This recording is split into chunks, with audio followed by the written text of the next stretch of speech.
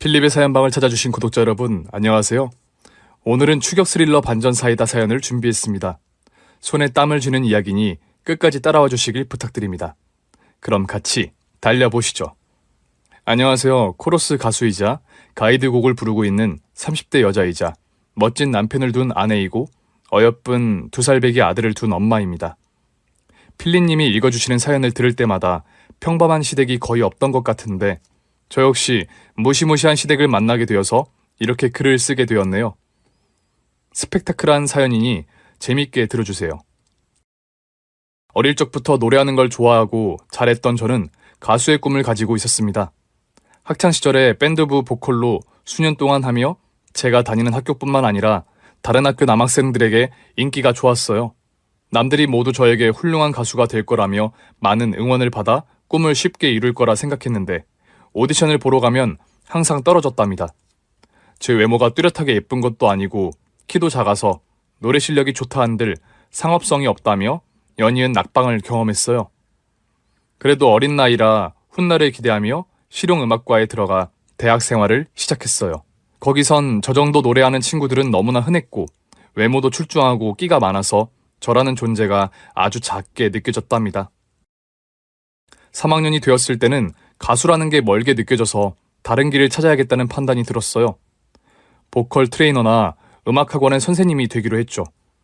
가수가 되겠다는 뜻을 버렸더니 학교 생활이 더 재밌어졌고 스트레스 받는 일도 적어지더라고요. 그러던 중 군대를 다녀온 복학생이 같은 학년으로 복학을 했는데 부모님이 이름만 대면 누구나 아는 작곡가와 연주자의 아들이라고 했답니다.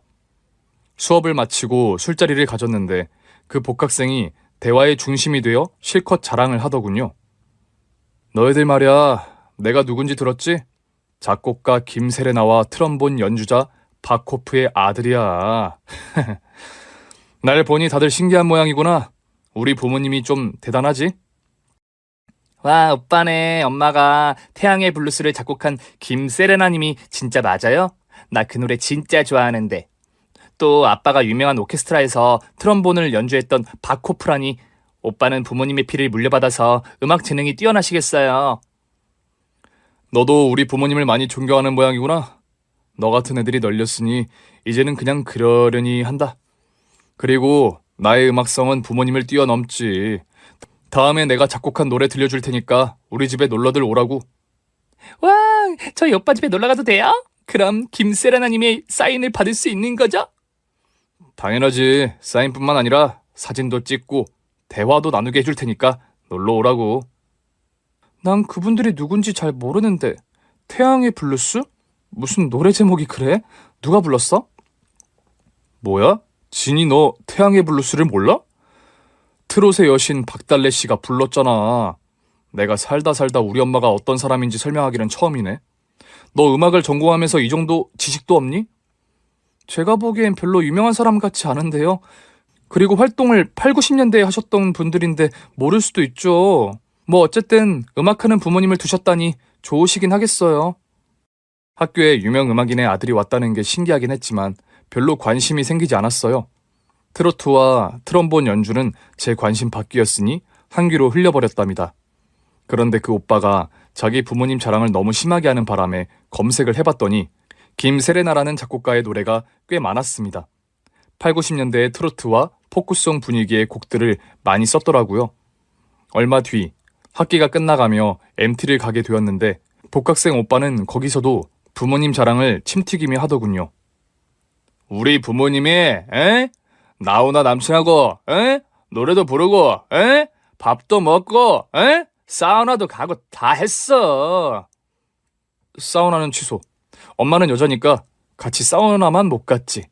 어쨌든 우리 엄마는 대한민국의 네로라 하는 가수들하고 오빠 동생하고 언니 동생하고 의남매 의자매 하고 있다고. 너희들 말이야, 가수가 꾸민 애들 있으면 나한테 말만 해. 우리 엄마의 한마디면 니들 음반 내주고 음악 프로그램에도 출연시켜줄 수 있단 말이야. 물론 실력은 갖추고 있어야 해. 그의 허풍에 친구들은 우아 소리를 내며 서로 가수 데뷔시켜달라고 안달이었는데 저는 피식 웃고 무시해버렸습니다. 시끄러운 숙소에서 벗어나 산책을 하러 나왔는데 잠시 후 그 복학생이 저를 따라오더군요. 진이 너는 가수가 되고 싶지 않아? 나한테 잘 보이면 음반 내줄 수 있는데. 됐어요. 전 가수 되는 거 포기했어요. 저보다 노래 잘하는 사람이 널려서 꿈을 접은 지 꽤 됐다고요. 내가 보기엔 네 실력 정도면 충분히 가수할 수 있겠던데. 영혼이 느껴지는 음색이라고. 아까도 말했지만 우리 엄마 말 한마디면 에? 소속사에서 널 스카우트 해주고 에? 음반도 내고 에? 콘서트도 내주고 에? 다 해줄 수 있다고. 괜찮다니까요. 그리고 아무리 유명한 작곡가가 소개해줘서 음반을 내도 문제인 게 세상엔 저보다 노래 잘하는 가수가 너무 많다는 거예요. 애써 가수가 된다 한들 그저 그런 가수로 남을 거라고요. 그러니까 괜한 바람 넣지 마세요.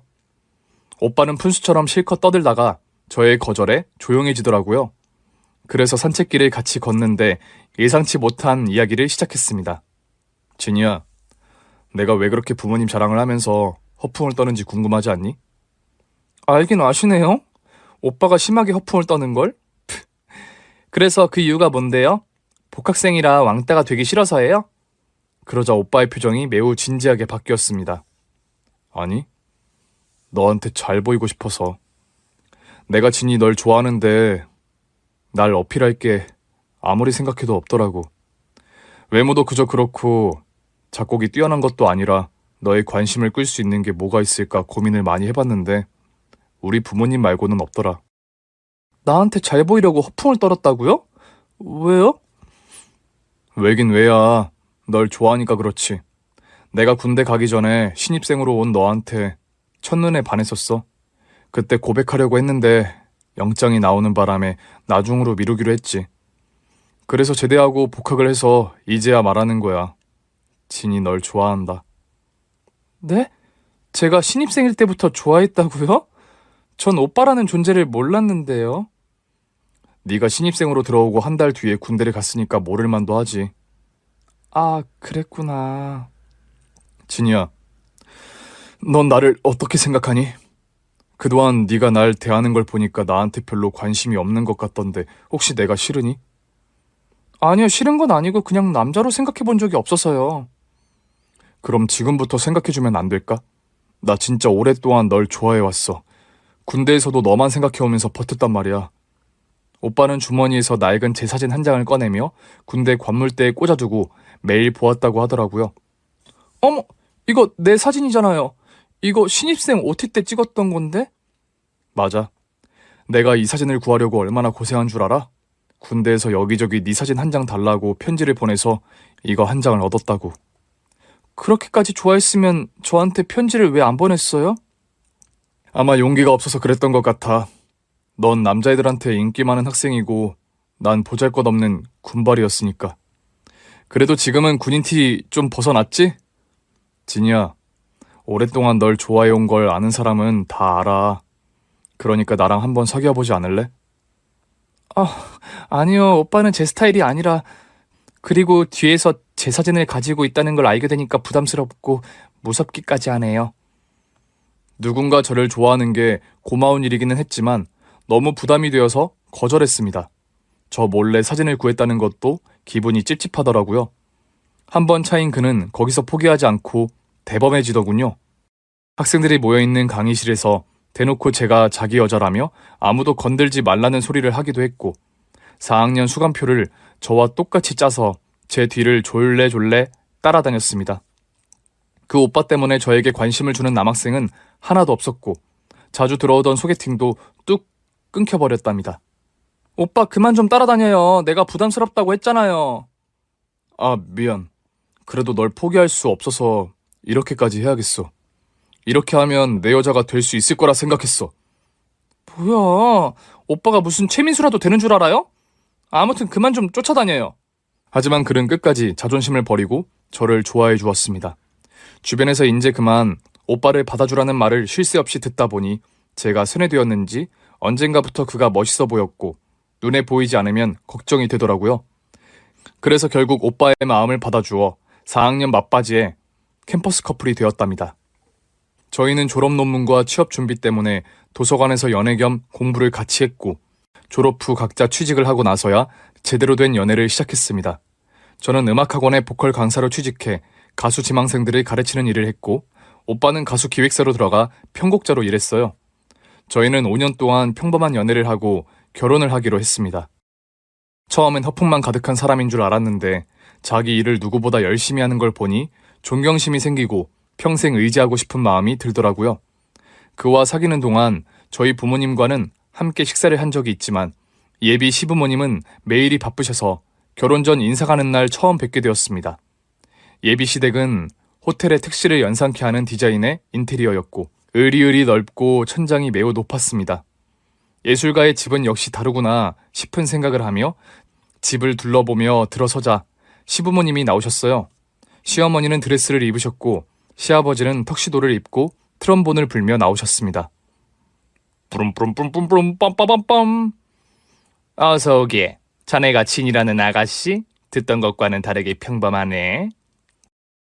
시아버지는 시어머니가 입을 뗄 때마다 트럼본을 부셨습니다. 영화 속에서 배우가 대사를 할 때 음악이 삽입되는 것처럼요. 네, 안녕하세요. 제가 진이에요, 이진이. 처음 뵙는데 두 분 다 너무 멋지시고 아름다우세요.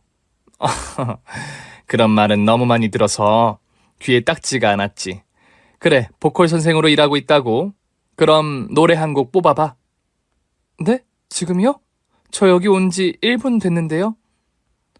그게 무슨 상관인가? 부를 노래가 뭔지 말해주면 내가 연주를 해주겠네. 뭐로 하겠나? 진이야, 한번 해봐. 분위기도 살릴 겸 한 곡 뽑아봐. 그이까지 등을 떠미는 바람에 하는 수 없이 노래를 하게 되었습니다.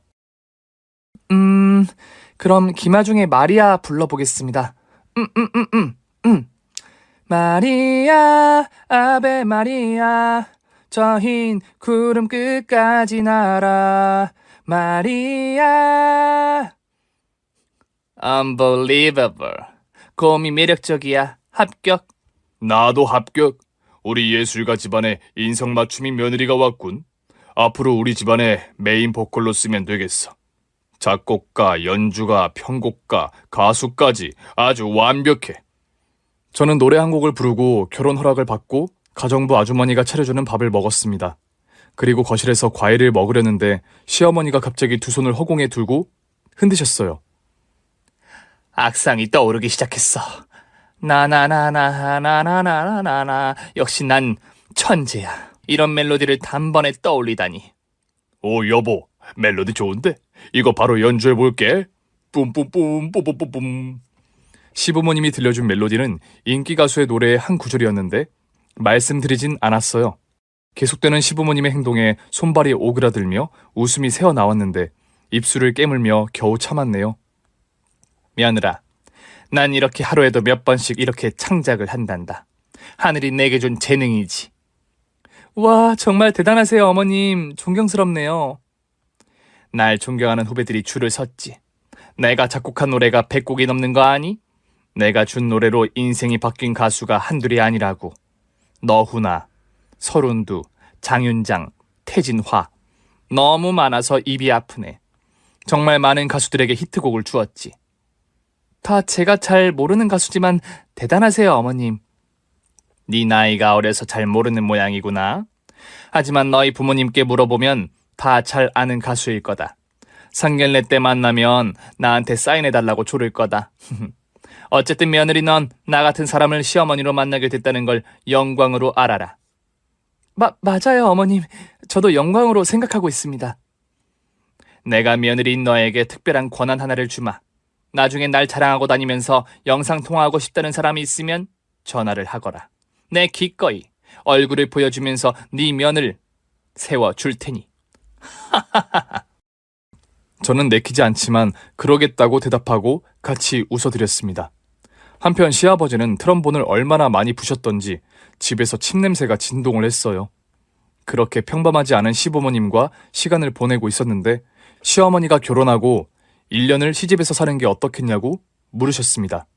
며느라, 내가 너에게 또 다른 영광을 줄까 하는데 우리랑 1년 동안 같이 사는 게 어떻겠니? 내가 너의 뮤즈가 되어줄 테니 음악을 제대로 배울 기회를 줄게. 나는 제자 같은 거 두지 않는데 며느리는 특별히 받아주도록 하마. 시집살이를 하라고요?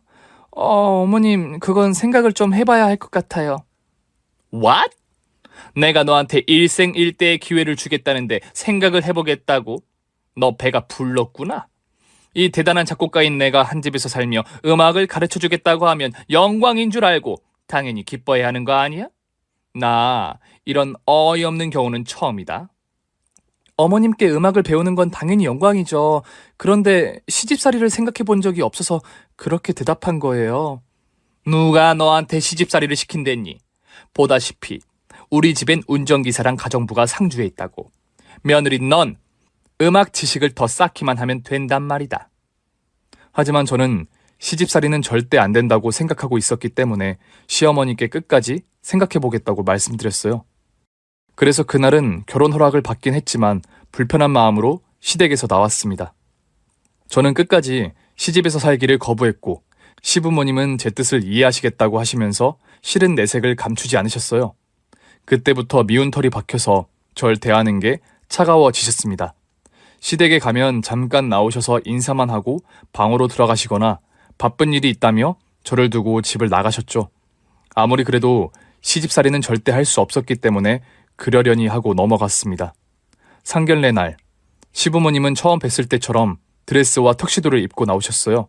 저희 부모님은 시부모님이 누군지도 모르시고 시어머니가 작곡한 노래를 들어도 잘 모르겠다며 당황시켰어요. 알사돈이 작곡한 노래를 들어본 적이 없는 것 같아요. 저희가 밥송 만들어서 그런가 봐요. 아무리 그래도 어떻게 제가 작곡한 노래를 모를 수가 있죠? 혹시 간첩 아니세요? 죄송합니다. 사돈, 앞으로 사돈 노래를 자주 듣도록 하겠습니다. 그러자 말도 하지 않았는데 시어머니가 사인지를 꺼내서 당신의 사인을 휘황찬란하게 하더군요. 내 사인은 돈 주고도 사기 어려워요. 자, 집안 거실이나 안방에 액자로 해서 걸어두세요. 누가 집에 놀러 가면 제 사인을 보고 두 분께 더 잘할 겁니다. 부모님은 억지 미소를 지으며 사인을 받으셨습니다. 그리고 식사를 시작했는데 시아버지는 식사 중 트럼본을 여러 번 불었고 시어머니는 손을 공중에 흔들어대며 나나나나나나 나나나나나나나 어머, 이렇게 또 노래 한 곡을 만들었어 하고 저희 부모님을 당황시키셨습니다. 하지만 예술가 집안이라는 걸 감안하시며 충분히 그런 행동을 이해하실 수 있다며 금세 적응하셨어요. 그렇게 상견례를 무사히 치르고 한 달 뒤 결혼식을 올렸습니다. 제가 신혼집을 시댁과 최대한 먼 곳에 구하자고 했는데 시어머니가 마음대로 시댁 바로 앞에 있는 아파트로 계약하셔서 불편한 신혼생활이 시작되었어요. 시부모님은 두 분 다 은퇴를 하시고 특별한 직업이 없으셔서 시도 때도 없이 저를 찾으셨습니다. 제가 일하는 음악학원이 오후부터 수업이 시작되니 오전에 잠깐 시댁에 들르라는 연락으로 시작되었죠. 어머님, 아버님, 저 왔어요. 어머, 너 왔냐? 그럼 우린 외출할 테니 네가 집 청소를 싹 해놓아라. 네? 청소요? 가사 도우미 아주머니는 어쩌고 저한테 집안일을... 어머님, 저 조금 있다가 출근해야 해요. 네가 있는데 왜 가정부를 계속 쓰냐? 어제부로 잘라버렸다. 앞으로는 네가 우리 집 살림을 도맡아 하거라. 어머님, 그게 무슨 말씀이세요? 갑자기 이런 말씀을 하셔서 당황스러워요. 네가 우리와 사는 걸 거부했으니 이렇게 해야 널 집에 부를 거 아니야? 그리고 내가 마련해준 고급 아파트에서 공짜로 살게 해줬으니 이 정도는 해야 하는 거 아니니? 열심히 하면 작곡하는 비법도 알려줄 테니까 열심히 해라. 우린 지금 나가니까 네가 청소 깨끗이 하고 빨래랑 설거지도 제대로 하고 가라. 물론 내가 검사를 해서 내 마음에 들지 않으면 계속 너를 부를 거야. 제가 뭐라 대답을 하기도 전에 시부모님은 묵직한 가방을 들고 바람처럼 나가버리셨습니다. 저는 마음 같아선 그냥 나가버리고 싶었지만 또 미운 털을 박히면 안 될 것 같아 대궐 같은 시댁을 혼자 치우기 시작했어요. 시부모님은 살림에 전혀 손을 대지 않으셔서 정리할 게 한두 가지가 아니었어요. 일단 청소기를 틀고 돌렸는데 집이 너무 넓어서 한참의 시간이 걸렸고 걸레질은 당연히 훨씬 긴 시간이 걸렸어요. 또 싱크대에 쌓여있는 설거지감을 모두 닦고 빨래 또한 수북이 쌓여 있더라고요.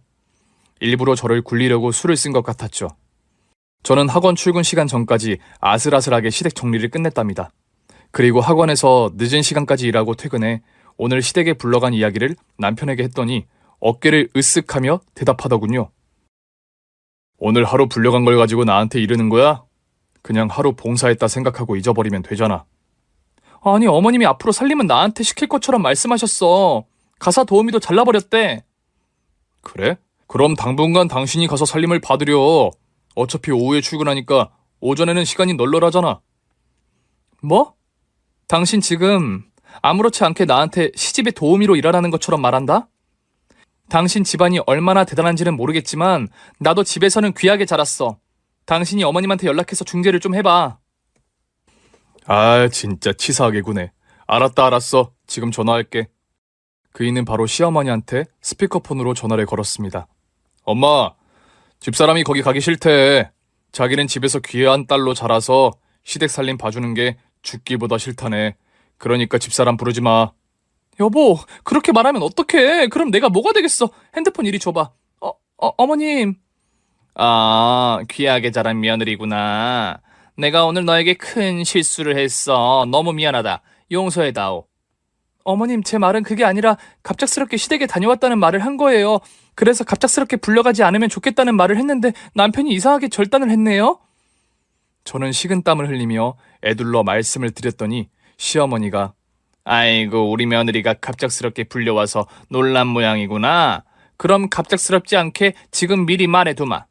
매일 오전 우리 집에 들러서 살림을 도맡아 하거라. 내가 새로운 가정부를 구할 때까지만 말이야. 라고 대답하시더군요.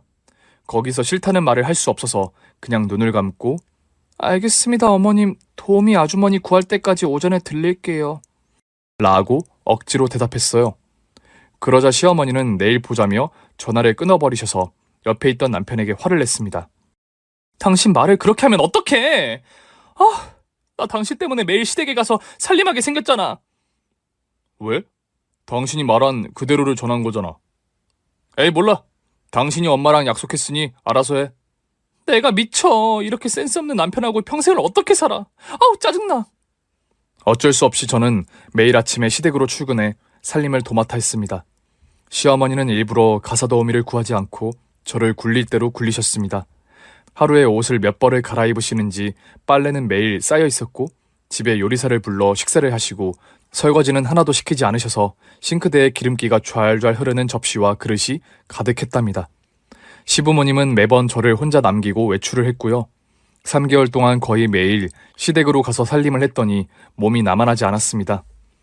학원에서 늦게까지 수업을 하고 집으로 돌아오면 녹초가 되어 기절하듯 잠이 드는 게 보통의 날이었어요. 남편에게 힘들다고 하소연을 하면 자기네 집안에 시집 왔으면 이 정도는 참아야 하는 게 아니냐고 했고 겨우 3개월밖에 안 됐는데 벌써부터 힘들다는 소리를 하느냐고 짜증을 내더라고요. 또 자기 부모님을 남이라 생각하지 말고 친부모라 생각하고 모셔달라고 호통을 쳤답니다. 결혼하면 남편들이 효자가 된다더니 제 남편도 예외가 아니었습니다. 왜 효도를 직접 하지 않고 죄 없는 아내들에게 시키는 건지 생각할수록 화가 솟구치고 온갖 짜증이 밀려왔습니다. 저는 몇 달 되지 않았으니 조금만 더 참고 안 되겠다 싶으면 시어머니께 말씀드릴 생각이었어요. 그래서 얼마 뒤 지칠 대로 지쳐 더는 시댁 살림을 못하겠다고 말씀드렸습니다. 어머님, 저 너무 힘들어서 더 이상은 못하겠어요. 예전처럼 가사 도우미를 쓰시는 게 좋겠어요. 뭐야? 고작 3개월을 하고 힘들다고 하는 거냐?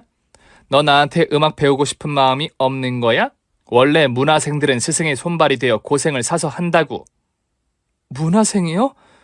저 어머님한테 음악 배우고 싶은 마음 없어요. 저도 충분히 재능이 있고 잘하고 있다고요.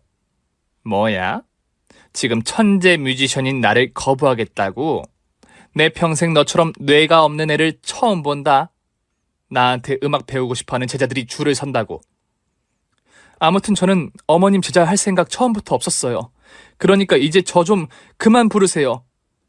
제 말에 시어머니는 화가 많이 내시더니 집에 상주할 가사 도우미를 다시 구하겠다며 당분간만 집안을 보라고 하셨어요. 그제야 저는 해방될 생각에 오장육부가 시원하게 뚫리는 기분이었습니다. 조금만 더 참으면 시댁에 와서 괜한 고생을 할 필요가 없으니 아침마다 시댁에 가는 발걸음이 날개처럼 가벼웠어요. 그런데 시어머니는 저를 끝까지 제대로 굴리고 싶으셨는지 제가 살림하는 걸 뒤에서 보시며 잔소리를 심하게 하셨는데 괜한 시비여서 한 귀로 흘려버리며 무조건 죄송하다고 대답했어요. 그러다 며칠 뒤 가정부가 새로 왔더라고요. 저는 신나는 마음으로 마지막 인수인계 겸 살림을 봐드리고 있었습니다. 아주머니가 계셔서 손을 놔버리고 대충 시간을 떼고 있는데 안방에서 시부모님이 싸우는 소리가 들려 무슨 일로 다투는지 궁금해서 거실 베란다를 통해 안방 베란다로 다가가 귀를 기울였습니다. 내가 맨날 따면 뭐해? 당신이 다 잃잖아. 미안해. 오늘은 분발해서 꼭 따볼게. 어젯밤 꿈자리가 좋아서 오늘은 끝발이 좋을 것 같으니까 믿어봐. 돌아가신 아버지가 내 손에 금괴를 쥐어주셨다고. 그게 정말이야? 좋았어. 그럼 오늘은 거하게 판을 벌여보자고. 그동안 잃었던 거 다 복구하고 2배로 따보자고. 얼른 나갈 채비해. 알았어. 오늘은 만회함을 넘어 초대박을 터뜨릴 거야.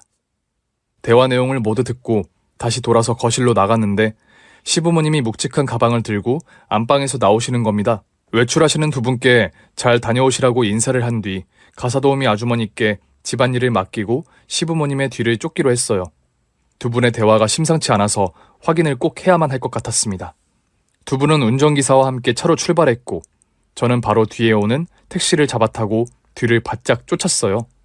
2시간 동안 도로를 달리고 달려 인적이 거의 없는 공원에 도착했어요. 공원이긴 한데 관리하는 사람이 없는지 나무도 다 죽어가는 것 같아 보였고 쓰레기도 여기저기 많이 버려졌더라고요. 시부모님은 차에서 내려 공원 안에 있는 화장실 건물로 들어갔습니다.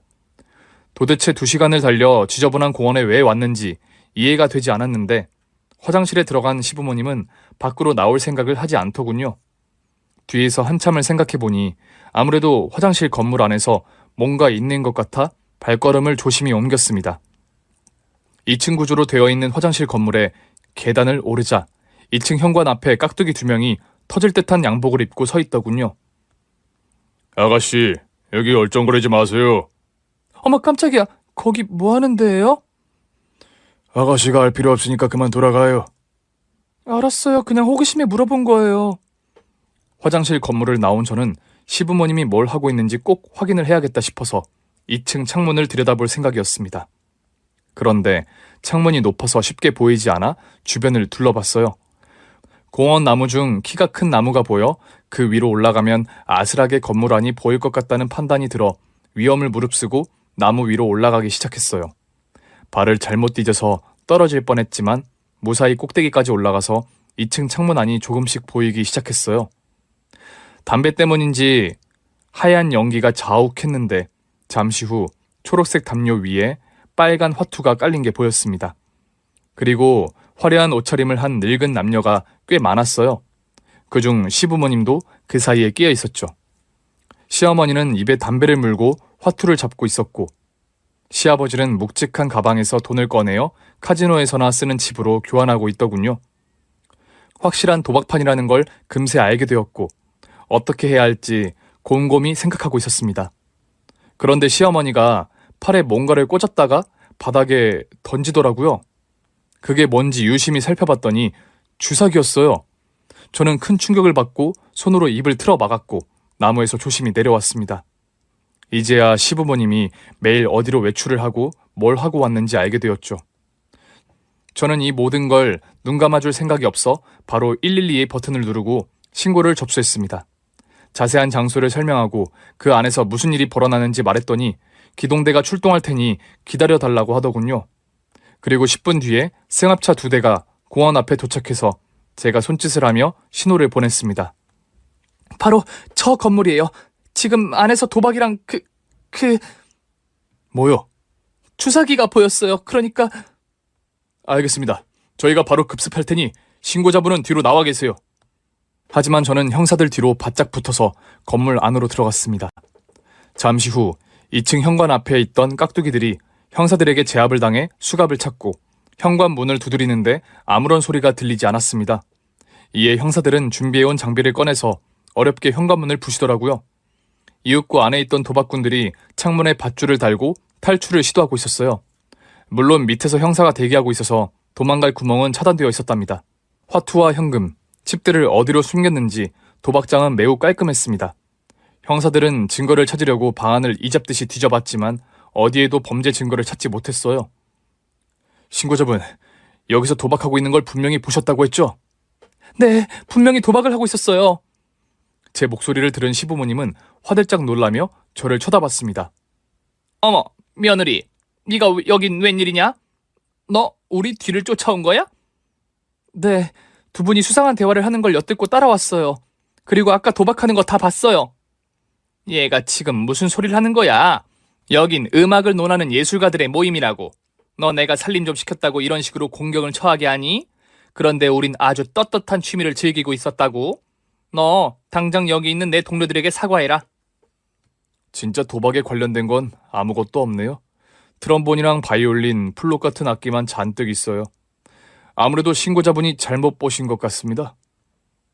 그런데 왜 문을 열지 않았겠어요? 이상하지 않아요? 문 앞에 깍두기들은 왜 문을 지키고 있었는데요? 그거야 악기 소리 때문에 듣지 못한 거야. 또 네가 말하는 깍두기들은 우리 노인들의 경호원이야. 이 동네가 조용해서 좋긴 하지만 이상한 사람들이 많다고. 우린 하늘을 우러러 부끄러운 짓을 절대 하지 않았다. 며느리 네 눈깔이 잘못 본 거라고. 아무래도 어르신들 말이 맞는 것 같아요. 그럼 우린 철수해야겠네요. 그 순간 제 눈에 천장이 보였습니다. 판넬로 메꿔진 천장에 나사 하나가 꽉 조이지 않은 걸 확인했죠. 저는 손가락으로 천장의 판넬을 가리키며 형사들에게 말했습니다. 저기에요. 천장에 모든 걸 다 숨겼다고요. 그러자 시부모님과 도박꾼들의 얼굴이 심하게 구겨졌습니다. 형사들은 의자를 가지고 와서 천장을 뜯어내기 시작했고 잠시 후 화투패와 현금, 주사기까지 우르르 떨어졌습니다. 이야, 이거 판돈이 도대체 얼마인 거야? 현금이 10억은 넘게 있겠는데 또 주사기까지 발견했으니 아주 종합 세트야. 형사들은 그 안에 있던 도박꾼들을 현행범으로 체포를 하려 하자 다들 고개를 숙이고 체포를 당하는데 시어머니는 분노를 하며 저에게 달려들었습니다. 야 이년아! 며느리라는 년이 시부모를 신고해? 이런 젠장할 님이랄! 이렇게 나쁜 짓을 하는 걸 봤으면 시부모님이 아니라 저희 부모님이어도 신고했을 거예요. 어머님 팔에 주사 자국이 보이네요. 형사님 저거 보이시죠? 바로 피검사에서 뭘 주사했는지 알아보세요. 이런 육실할년이 이건 음악의 혼을 부르기 위한 필수품이야. 그리고 화투패를 잡고 스트레스를 좀 푼 거라고. 음악의 혼을 부르는 필수품이라고요? 그럼 상습적으로 썼다는 거잖아요. 형사님들 들었죠? 또 화투패를 잡은 걸 인정했으니 도박도 확실하게 한 거라고요? 이 개같은 계집년아, 네가 감히 음악의 어머니인 김세레나를 능멸해? 가만두지 않겠어. 저 때문에 모든 걸 걸린 시어머니는 제 뺨을 날리려고 손을 뻗었는데 형사님이 가볍게 손목을 잡고 꺾어버렸습니다. 김세레나 씨, 당신을 도박 및 마약 투여죄로 긴급 체포합니다. 변호사를 선임할 수 있고 묵비권을 행사할 수 있습니다. 잠깐. 그럼 내 돈은 어떻게 되는 거예요? 내가 오늘 딴 돈은 어떻게 되느냐고요? 모두 압수 조치됩니다. 안 돼. 그동안 남편 새끼가 이랬던 걸 한 방에 다 땄는데 압수라니. 너 인연, 내 인생에 감히 코를 빠뜨려? 절대 가만두지 않겠어. 어머님, 감옥에 가면 최소 5년 이상은 썩으실 거래요. 아무리 비싼 변호사를 선임해도 도박과 마약을 용서받을 수 없다고요. 너 나한테 왜 이랬니? 그냥 모른 척할 수도 있었잖아. 그야 옳은 일이니까요. 아무리 시부모님이어도 이런 문란한 범죄를 일으켰다면 응당 처벌을 받아야 하는 게 당연한 거니까요. 네가 우리 인생을 조져버렸어. 난 이제 끝났다고. 김세레나 인생은 망했단 말이야. 안타깝지만 그렇게 된 것 같네요. 1층에 형사님들하고 같이 온 기자들이 쫙 깔렸던데 유명 작곡가인 어머님 얼굴이 텔레비전에 대문짝만하게 나가겠어요? 너 지금 나 놀리냐? 나쁜 년. 내가 무슨 일이 있어도 꼭 네 년은 가만두지 않을 거야. 내 아들과 이혼부터 시키겠어. 이혼은 벌써 할 마음이었어요. 범죄자 시부모가 쪽팔려서 어떻게 계속 결혼 생활을 이어가겠어요? 그리고 소송으로 가서 제대로 위자료를 받을 겁니다. 이년 이거 보통 내기가 아니네. 집안에 며느리 하나 잘못 들여서 이 사달이 나다니. 네 년이 우리 집안을 통째로 잡아먹는구나. 널 평생의 원수로 기억하고 영원히 잊지 않겠어. 마음대로 하세요. 그런데 그 전에 감옥에 가서 실컷 썩으셔야 할 겁니다. 형사님들, 어서 잡아가세요. 시어머니는 형사들에게 끌려가면서도 눈은 제 얼굴을 끝까지 노려보더군요. 사악한 눈빛이 얼마나 섬뜩하던지 닭살이 절로 돋더라고요. 저는 경찰서로 따라가 신고 내용을 다시 전하고 포상을 받게 되었습니다. 고액의 도박판을 잡았는데 크게 일조해서 용감한 시민상까지 준다고 하더라고요. 그렇게 경찰서에서 제 할 일을 마친 저는 친정으로 돌아가 이 무서운 시부모 이야기를 전하고 아빠가 잘 아는 변호사를 소개받아 이혼 소장을 작성했습니다. 남편은 자기도 아무것도 모른 피해자라며 이혼을 거부하며 저를 찾아와 빌었습니다. 하지만 시부모의 피를 그대로 물려받은 남편이 평범하게 보이지 않았고 언젠가 범죄를 일으킬 것 같아 무조건 거절하고 이혼하겠다고 통보했답니다. 그래서 얼마 뒤 이혼 재판을 받았는데 위자료를 꽤 많이 받고 남남이 되었어요. 또 며칠 뒤에는 경찰서에서 주는 포상금 500만 원을 받고 용감한 시민상을 받았답니다. 시부모님과 도박꾼들의 재판 날에는 증인으로 서게 되었어요. 당연히 징역형을 선고받게 되어 모두 감옥에 들어가게 되었죠. 이어서 텔레비전에는 시부모님의 뉴스가 떠들썩하게 나왔습니다. 작곡가와 오케스트라 연주자 부부가 상습 도박을 한 것과 마약까지 했다는 뉴스로 도배가 되었죠. 두 분은 전성기 때보다 많은 관심과 악플을 많이 받았어요. 그리고 방송가와 음악협회에서 시어머니의 음악을 쓰지 않겠다는 소식까지 전했답니다. 약쟁이 시모가 작곡한 노래가 크게 사랑받지 못하긴 했는데 아예 기억 속에서 지워버리고 모든 음원 사이트에서 삭제를 감행했다네요. 한편 이혼한 남편은 시어머니 백으로 들어간 소속사에서 바로 퇴출되었습니다.